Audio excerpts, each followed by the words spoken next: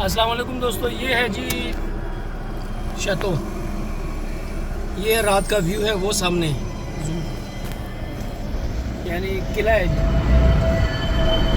تو دن کا ویو جو ہے وہ بھی آپ کو دکھائیں گے. اس میں لائٹیں لگی ہوئی ہیں، بہت خوبصورت ہے. یہ بہت بڑا بھی ہے، یہ دیکھیں آپ کو نظر آ رہا ہے، کافی لمبا ہے.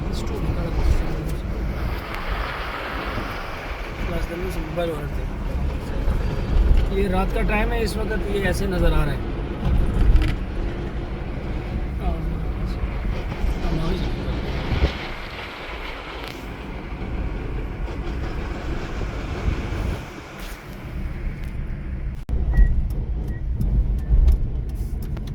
یہ جو پہلے آپ کو ویڈیو دکھائی تھی وہ رات کی تھی، اور یہ دیکھیں جی یہ دن کی ویڈیو ہے. اور ابھی اندر جا کے دیکھتے ہیں. تو جب اندر جائیں گے تو پھر اندر کی ویڈیو بھی آپ کو دکھاتے ہیں. یہ کافی بڑا،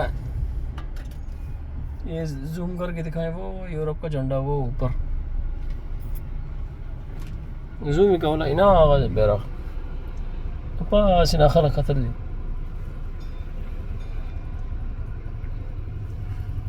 سٹاپ پہ کا بس.